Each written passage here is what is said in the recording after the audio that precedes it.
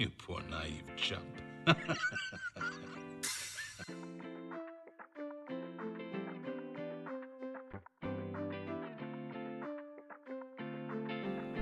Do you ever sniff your cats?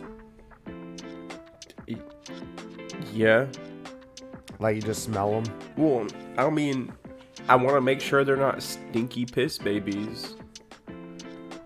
I sniff my cats because I like the way they smell. My cats smell good. Sometimes my cats smell fine. Sometimes they're stinky piss babies and they need a little bit of a wash. Jojo, you're being a piss baby right now and it has nothing to do with your smell. All right. I'm not Bluebell is bringing a collection of her toys in here. She's brought in 3 springs individually. Jojo decided that everything on my desk is the most interesting thing right now that I'm recording. It's always right when we start recording that this happens, huh? Well, if I record, like if I'm doing a podcast, Jojo has to come in here and bother and mess with the microphone and the cables. If I'm streaming, Misfortune has to jump up on my lap and try and play on the keyboard and push the mouse around. Misery will just come in here when she hears me talk. And then the other ones, like my other pets, are all pretty agreeable when it comes to the room. Yeah, Captain stays out of the room for the most part, but Bluebell, as soon as things are happening, she's there.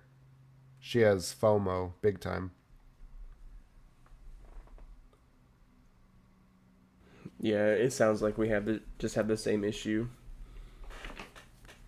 Welcome to the cat episode, everyone. Speaking of JoJo, so one of her nicknames is the monkey because she looks like a little spider monkey. She's always jumping up and down things and like grabbing stuff with her hands. That leads me to talk about this movie that I watched the other day called The Monkey. Is that the one with the wind-up monkey toy? Yeah. I'm a big fan of Stephen King. I like his short stories a lot more, too, just because they're just bite-sized, weird things. Just, like, you read it real quick and it's over with. Kind of like ghost stories. Yeah. I don't know how or why they wanted to make a whole movie out of the concept of the monkey, but I'm not saying that I hated it. I'm a little peeved that I spent money on it. How much money did you spend? It was $6. $6 whole. Yeah, folks. I mean that tells you if I'm upset that I spent $6 to watch this. The thing is, right, is I can't say I didn't like it. It was fun. Like, it was creative. The movie knew what it wanted to be start to finish, but it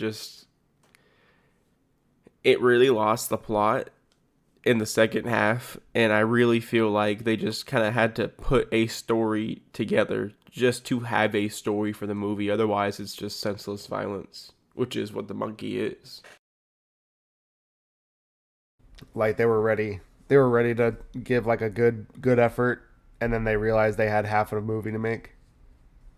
No, I don't even think it was anything like that. I really think like they came up with the kills first, and then the rest of the movie just kind of came after.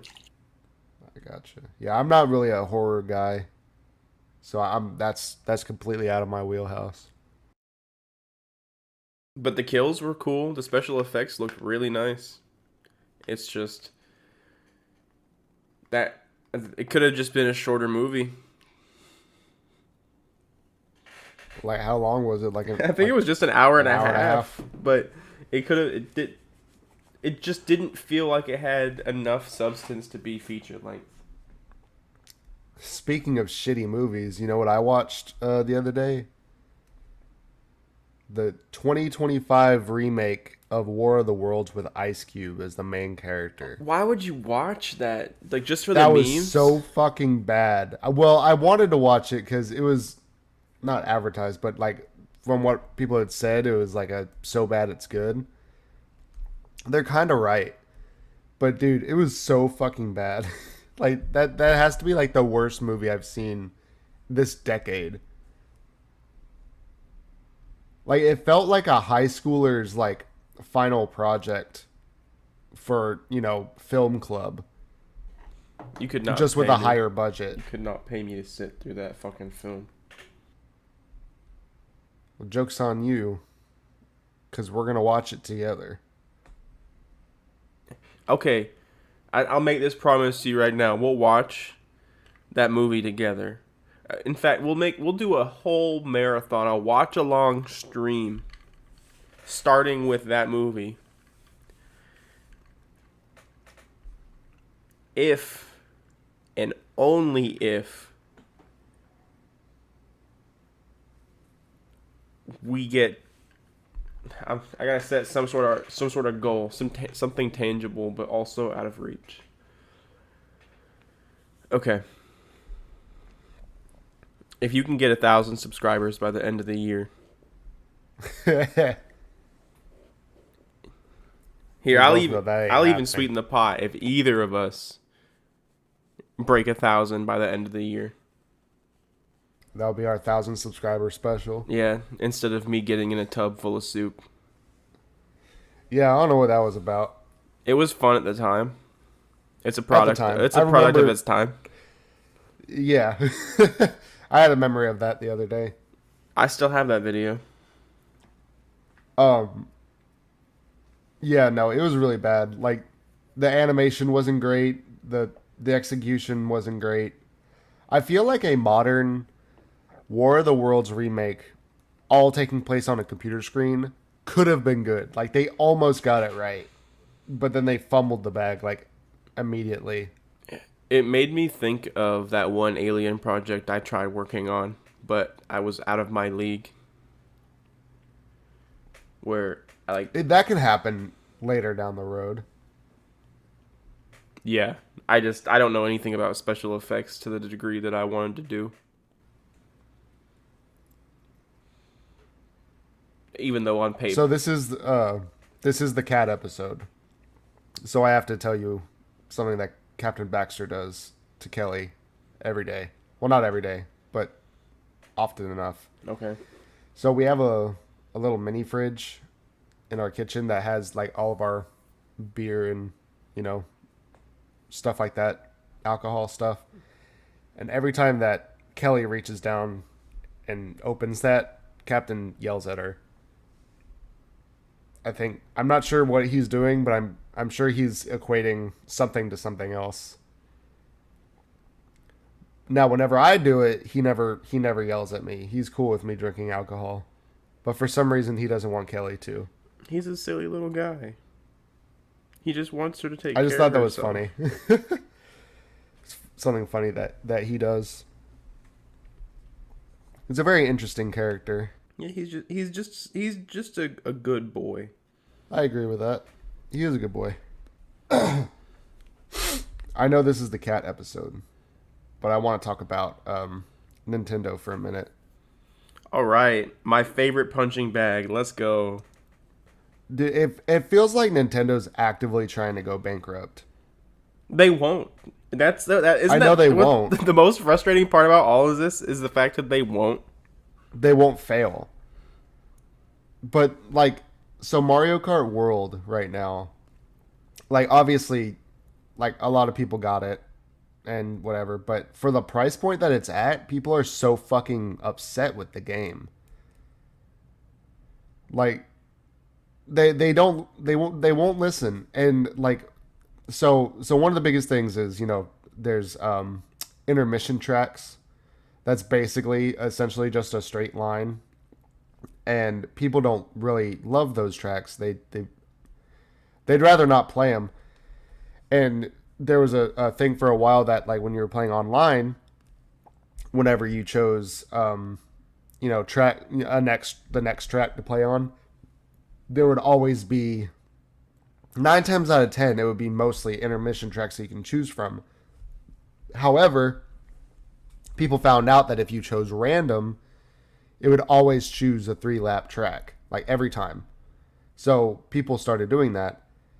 And Nintendo caught wind of that and was like, you know what? We'll go ahead and update the game for everybody. So they updated the game, and made it so that the random button didn't choose just 3 lap tracks. It chose one of the 200 intermission tracks that nobody likes. So they made it worse. They're actively making their games worse. And they're getting away with it. What are you going to do? Play the other Mario Kart?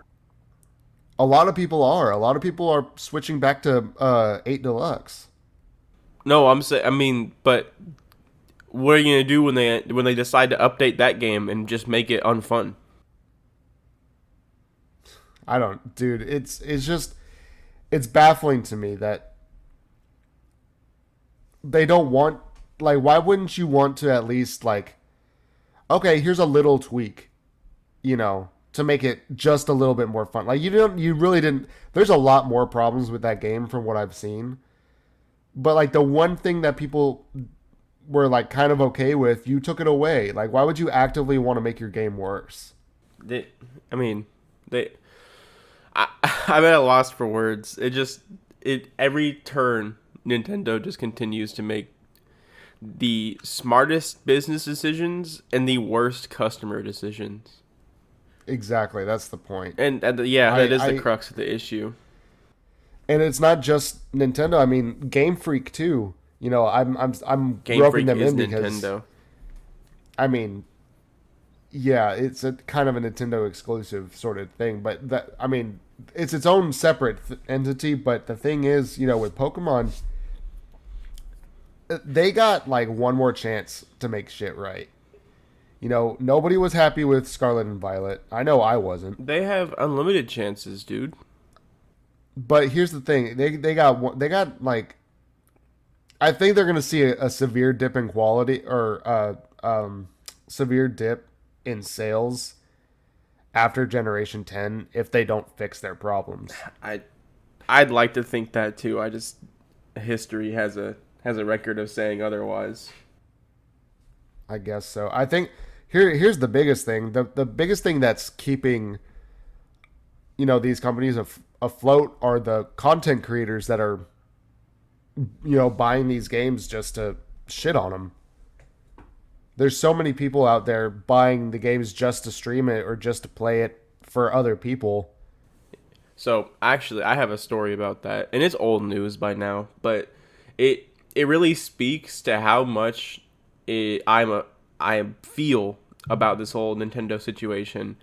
But a YouTuber that I really enjoy his content, or I did, I have different feelings now, but Mutahar, Some Ordinary Gamers, those of you who know who he is, he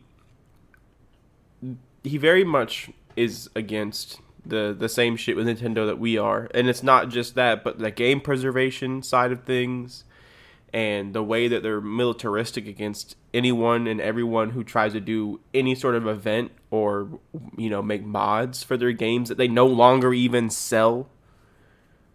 But that's a whole other can of worms. But going back to what Mutahar did, is he was one of the people at the front of the let's boycott Nintendo, let's not buy the Switch 2, anything like that.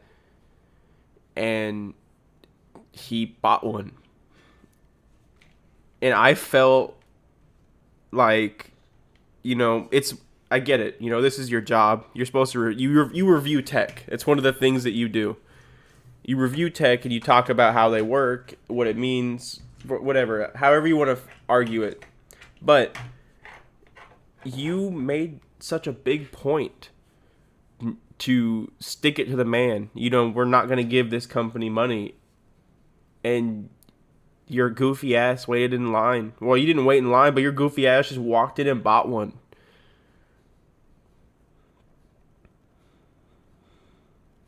And, normally I don't care what people do.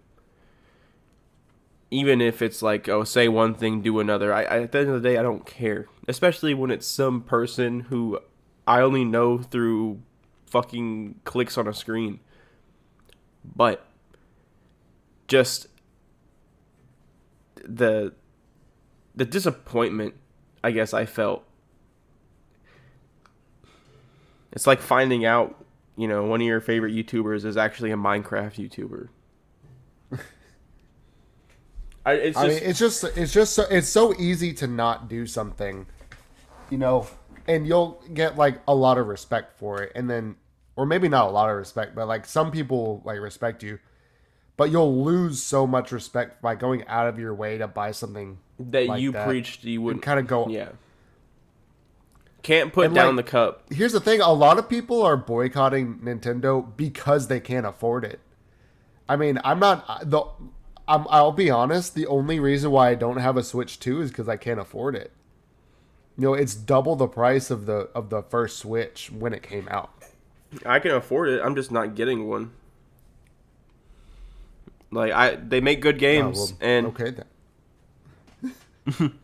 so they make good. I mean, I was excited for Mario Kart. I was excited for Donkey Kong. Oh, I want to play I'm Donkey Kong. excited. I do. I'm excited for Pokemon Legends ZA, but I can't justify spending money when Nintendo isn't listening to us. It's so easy. Like you have to listen to like maybe one side, one majority argument, and everyone would eat that shit up. But they refuse to. Like I don't understand the hubris of refuse. Like I know they probably think that they're better, that they know better, and maybe they do in a business sense. But as far as their customers go, there are things that people have been asking for so long that they just put a middle finger up and say, no, we're not going to do it. I don't understand why. It doesn't make sense to me. And it's not just Nintendo that does that. No, Nintendo is just a really easy example because they're an exclusive platform, so it's either their rules or the highway. And it's not just the video game industry either. Well, I mean, you could say it about almost any multi-million dollar company, in the world. look at it. Are you familiar with the PAL Land controversy? PAL Land. Yeah. Is it different than PAL World? It sure is, and that's what's funny, right? So Nintendo is in all this litigation with PAL Land or PAL World, right? Over it's not copyright infringement, it's patent infringement. And I think it's one of the patents was gliding on PALs, so they removed that from the game.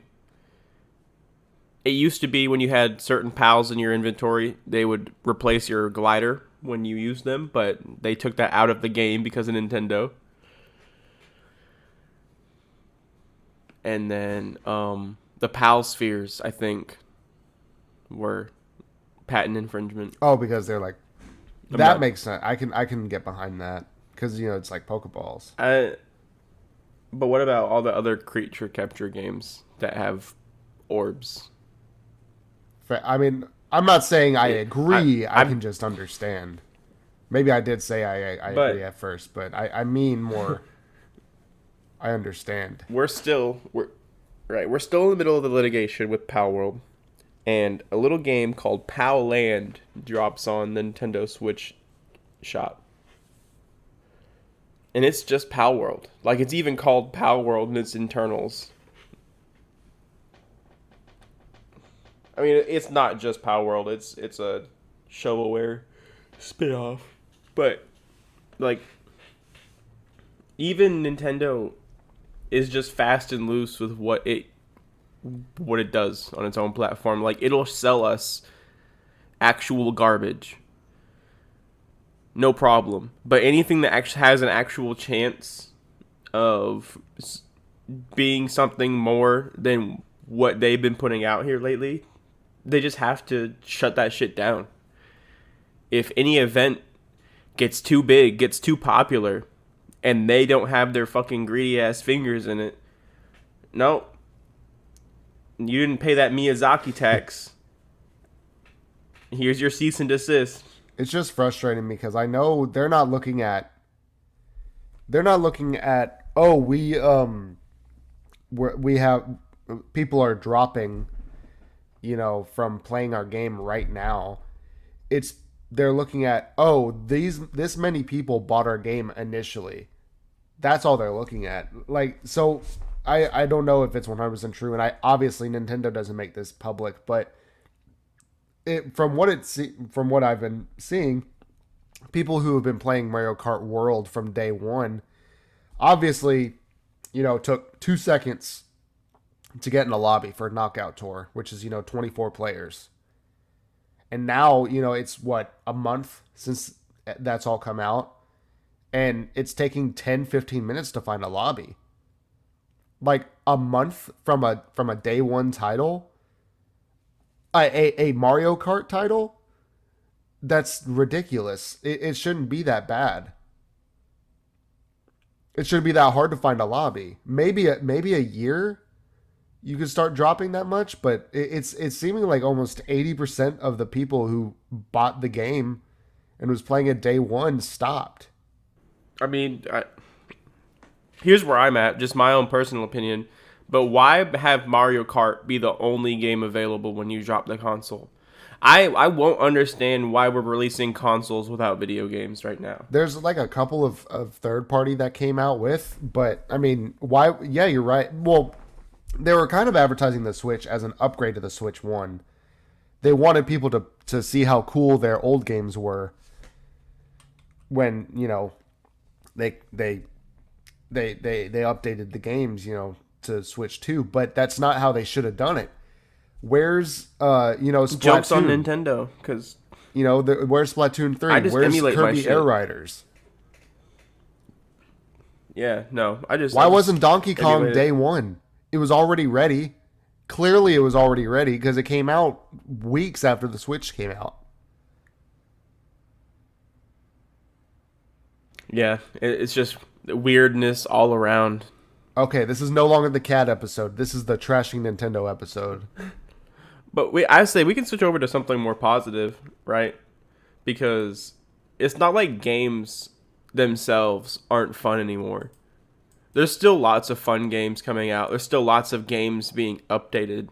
I don't know about you, but I have found myself falling in love with a certain genre of games I used to hate. What genre? Survival crafting games. Oh yeah, I could tell by all the games you've been playing recently. I mean, Grounded 2 came out, so I checked that out a little bit. But Grounded, I'm playing Dune Awakening with my dad. That's actually, I really enjoy that. That dwarf game? Both. What I forget the name of it. That's not a survival crafting game though. That's more like an extraction shooter. Fair. But what else? I mean, Pal World. We played Pal World. Yeah, Pal World. Yeah. Well, we're on a Pal World break, waiting for an update. But you were playing Pal World for like weeks. Bro, I'm about to say something heinous. Say it, buddy. I've played hentai games that have more interesting mechanics than Pokemon. I'm not surprised by that. And they're like creature collection games. I'm just putting that out there. Well, the thing is that the Pokemon formula is tired. They've been doing the same thing since Generation 1. They've been doing the same thing since 95. Yeah, it's really sad. No, I mean this with the utmost sincerity, but it's really sad when I'm just like trying to review this shovelware hentai game, and it's actually like sometimes some mechanic or something will happen that I didn't even think of. I'm like, wow, I wish Pokemon put this much effort into their game. The closest thing that they've been doing to like interesting things, other than battle gimmicks, which I don't like because they don't keep them around. So, screw Z-moves, screw, Gigantamax and Terrestrialization. I could care less. The closest thing that they did to change the formula was in Sun and Moon. They got rid of gyms and just did the island trial, which was really cool to see. And then recently in Scarlet and Violet, they had, a non-linear path, but they screwed it up because they didn't do level scaling right. Like, how are you going to tell me that I have a choice and then make me do it in a certain order anyway. I actually didn't even. I'll embarrass myself. I bought Violet. Did not play it more than 10 minutes. So I couldn't. I haven't fully finished Scarlet yet, just because I haven't gone to Area Zero and whatever. But okay, so the Totem Pokemon thing, or I guess that's not what it's called in that generation, but I don't care to correct myself. But the Totem Pokemon thing is interesting. The Team Star storyline is interesting. A very compelling, team for once. It's been so long since they've had one. And then the fact that you could have challenged any gym in any order, but they, like I said, they fucked it up. Like, they had it so that you could go to any gym you wanted to, but they didn't scale the gym. It's so easy. It would have been so easy for them to start all the gym leaders off at the same level, and then as soon as you defeated one, all the gym leaders scale up until you keep defeating them all until you hit the last one.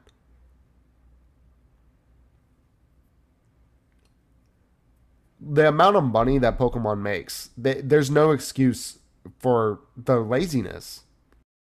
Yeah, their games aren't like. I know that we haven't made our game yet, or any game, but their games aren't that difficult to make. It's mostly just number crunching. And then you just got to pay people to make the assets. And I want people to know that I'm not upset with the lower people on the totem pole, the ones that are desperately trying to make the game work. I'm upset with the higher ups that make the decisions that don't make sense. Like the most amazing things that they've done in the past, what is it? I'll say 5 years. They did was Mega Evolution 5 years ago? When did Mega Evolution even come out? Isn't Mega Evolution was X and Y, wasn't it? Look, Mega Evolution is the best thing to come out of Pokemon because it was interesting in recent memory. Right, it took the designs we already liked, and it was more. It was just more of what we already liked. Okay, so 2013. That's more than 10 years ago that came out. The Pokemon Company is only just now realizing that was a good idea, right? So they're bringing it back for the Legends games. So Mega Evolution, Pokemon Legends Arceus, the upcoming Legends ZA, and then the trials in Sun and Moon. And that's it. I think in 10 years. I really like Sun and Moon. It was fantastic. Honestly, I think Pokemon would do a lot better if I know that they've been doing it since the beginning. But if they got rid of two versions, and I know why they do it. I think it's not a necessity anymore because it's so easy to get what you need from the other. So, both, if you have one, so let's just say for Scarlet and Violet, I had Scarlet, so I had certain Pokemon that I could catch that people that had Violet couldn't catch. So that's supposed to, I guess, get you to trade Pokemon. And then there's like maybe one gym leader that's different. And that's it. And I guess technically the storyline's a little bit different too. The box legendary is different. What I just need them to do is give the rights to someone, let another developer make a Pokemon game. Just see what happens. But that's what they did with the Diamond and Pearl remakes, and nobody liked them. That's different though. They just said, "Here, remake this game." Fair enough. Okay, fair enough. And I don't, why I don't know why people didn't like those games. I played it. It was okay. I mean, it's just Pokemon Diamond or Pokemon Pearl. Exactly. That's why nobody liked it, because it was a 1-for-1 remake. You could have Yeah, just played and it on your DS. that's what I was thinking too. Is like the reason people don't like it is because it doesn't even have any connectivity to the rest of the Pokemon games. It's like Nintendo forgets why people like things, right? It's like the Let's Go Eevee and Let's Go Pikachu. Like people, that was only fun for the first few minutes, and then you realize this is just Pokemon Green or Red. Like, so Pokemon Like Heart Gold, it's so revered because they brought new things to it. They had the Pokeathlon, they had follow Pokemon. They added events after the game that weren't in Generation 2. Pokemon Omega Ruby, Alpha Sapphire, they added Mega Evolution to it. They changed the story at the end. They added the Delta episode.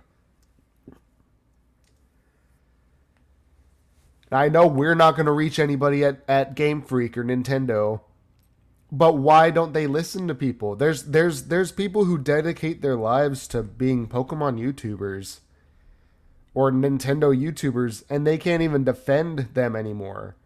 They love this series so much, and they love these games so much, and even they're like getting burnt out by it. They don't want to play these games anymore, but they have to. This whole conversation just makes me want to play Pal World. It makes me want to. I've been playing, Generation 1 in my free time. And I've just been feeling nostalgic for old Pokemon. I just want to play old Pokemon. Anything before Generation 6, I miss it. I think Nintendo would make like so much money if they just went back to their roots and made a 2D Pokemon game, just straight up. Pixelated, pixel art, everything. It really is the age of the indie developer. I mean, look at Peak. I've been playing some of that studio's other games. Another Crab's Treasure, right? Well, Peak was made by two developer teams. Yes. One is Aggro Crab, which made Another Crab's Treasure and Going Under. But the other one's made by Landfall. And they made like Cluster Truck and stuff like that. Right. But the point is like Peak is such an amazing game that so many people are playing. I mean, if you look at Twitch right now, like the amount of people that are playing Mario Kart World and Peak, I think they're pretty dang close as far as like the amount of people streaming it. And that's insane, it's a indie developed game. Let me see. Yeah, 17K viewers for Peak right now. And then for Mario Kart. Yeah, Mario Kart is 10K viewers right now. Okay. You know how much I love to make fun of people and their mental illness. That's your one defining trait. Yeah, that it's actually just my character trait. That's actually on my tooltip whenever you find me in games. So I'm sorry. I'm looking at the reviews for Peak, and I see the one negative review, and it's not that funny in context. But okay, and you know what? I could actually I struggle from this same illness, so I have a little bit of leeway here, but here's the negative review. Please give a toggle for the looker. Recently, in the latest big content update, what I've called the looker, the scout that hides in bushes, rocks, etc., while I appreciate the whimsy and mysterious fashion of the gag, it has made me unable to play the game. I have schizophrenia, like to a severe degree. When I see this thing pop up and hide back in the bushes, it makes me start feeling an unreasonable sense of dread and discomfort. The feeling of being watched is not a pleasant one for me and distresses me to a severe degree. I just want to toggle, disable it, hide it from my game. You guys added a toggle for arachnophobia and cannibalism. I'm practically begging for you to let me disable the looker. It's very distressing to me, and it's made me unable to play the game, and I've been trying to figure out how to mod a way to remove it from my game out of desperation. I want to enjoy the game. I love Peak, but this creature hiding in the foliage is genuinely terrifying me and causing me to be severely paranoid. It garners the same reaction some people get when you tell them there's bugs under their skin, or if you play a knocking sound. It's extremely triggering for me. Again, I love the whimsical and strange endeavors you are adding to the game to give it some mystery, but I just wanted a way to disable the bush fella. Love me some mystery, but I don't love the feeling of being watched by some strange scout in the distance. I cannot play this out of genuine fear and discomfort. 44 people found this review funny. They found it funny. That's fucked up. I see where he's coming from. Yeah, for sure. I mean, it's not supposed to be a scary game. It is. It's in the horror category. Is it? It is. I mean, it's not. I mean, in the sense of maybe the Scoutmaster. Yeah, but I mean, at its core, it really isn't a scary game. I mean, there's some scary elements, but it's not. But what about the scorpions, bro? But they're not that scary. Honestly, I think the arachnophobia mode makes them scarier. It turns everything into bing bong. No, I totally understand where that guy's coming from. That's freaky. I think my Dasher is confused. Bring the hat back. That's another negative review. Oh, yeah. The one they removed. The pith helmet. Is that the safari hat thing? Yeah. It's like a fedora now or something. Yeah. Kind of funny. They turned, I guess so many people complained that they turned it into the Reddit hat. I'm not educated enough to know why that's offensive. Because people are saying that they removed it for... Is it because it's like a British explorer thing? Yeah, it can be seen as a symbol of racism. I don't necessarily agree with that sentiment. Not because I'm racist, but just because it's a fucking hat. It's not because you're racist. But, right, that has nothing to do with it. Separate thing. But the hat itself was worn by more than just the colonizers. It was, right. I mean, it was worn by everybody. It's just a hat for tropical weather. Yeah, it keeps the sun off. I mean, I don't really care though. Like, if it makes people feel better to not have the hat in the game, okay. I mean, yeah, fair enough. And if you really want the hat back in the game, you can just mod it in. Yeah, I don't care about that hat anyway, so I don't have an opinion on it. Don't remove my spacesuit. Don't remove my Speed Racer helmet or I'll be mad.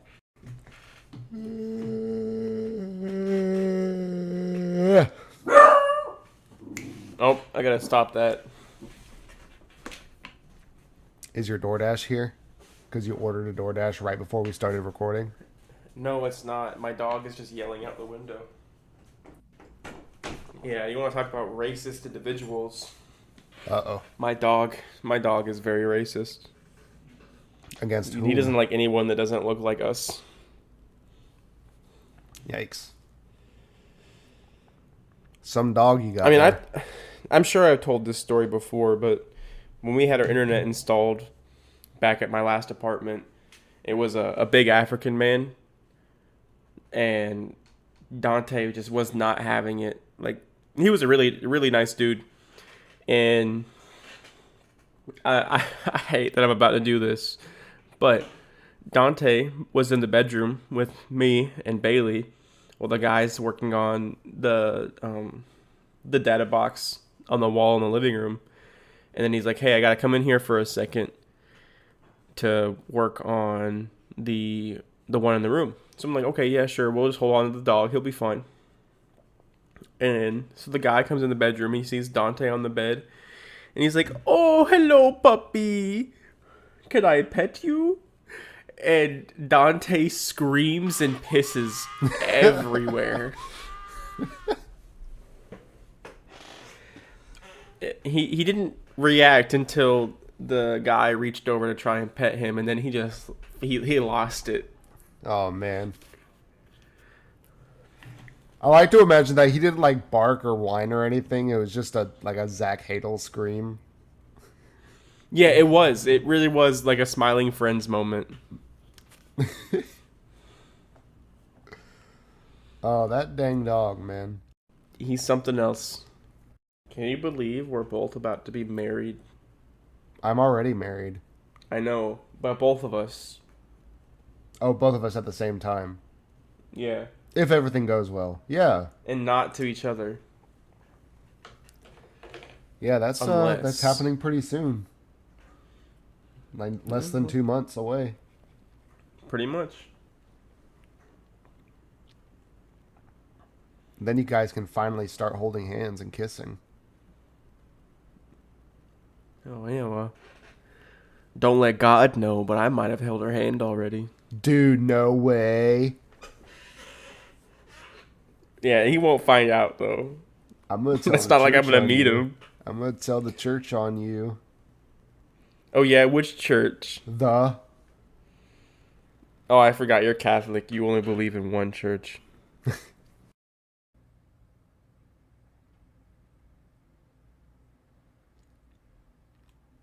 I like game shows a lot.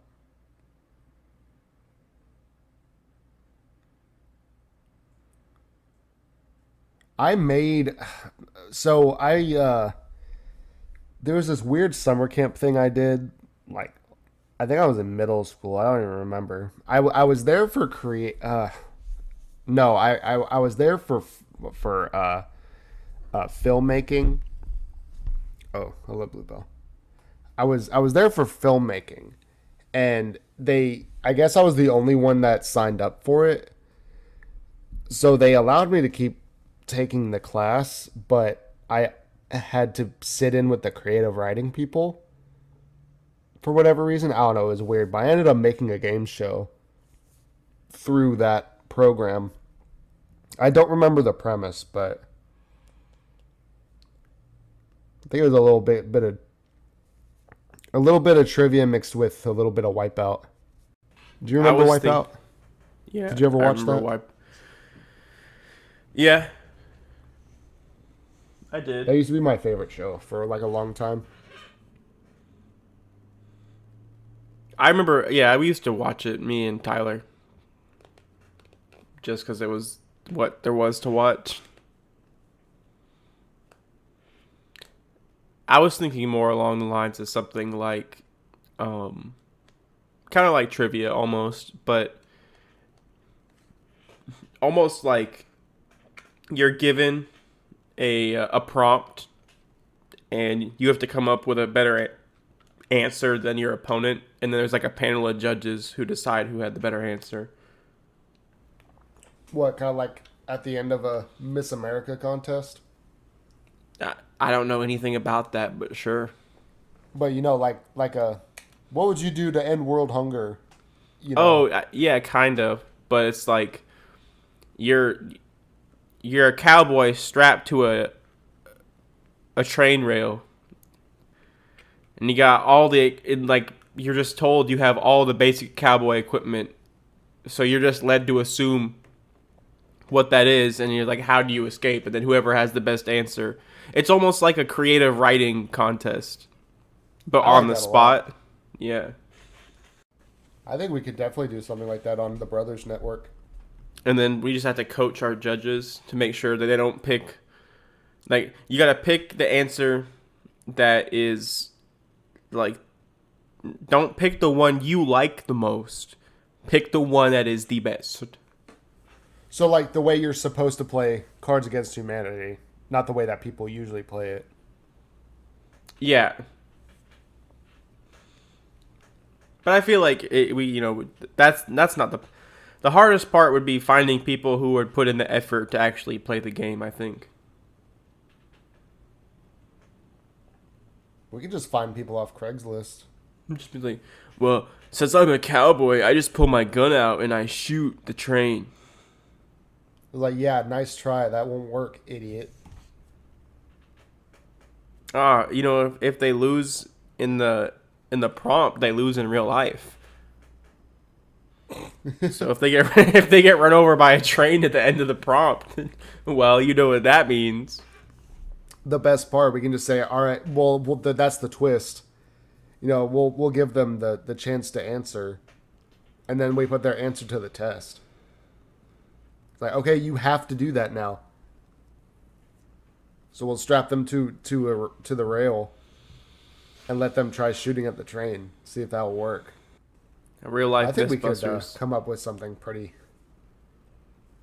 fun. That could be a. Let's brainstorm this a little more. Yeah, definitely, I like definitely where this is something we going. can do.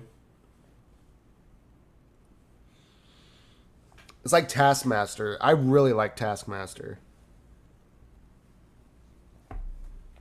Have you ever watched Taskmaster? A few times, a few times. I love the freedom of being able to interpret directions. That's like my favorite thing. When's your DoorDash getting there? Soon, How long is soon? like in the next 5 minutes. Okay, so we got 5 minutes to finish this episode. Or, hear me out. We could have already ended the episode, and I just say bye right now. We could. Or I could end the episode before you and say bye right now.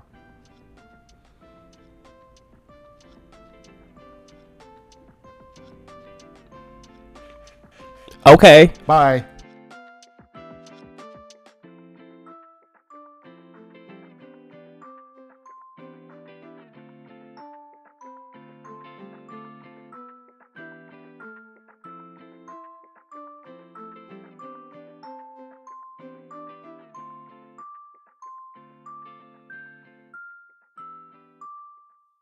That's what racing is about.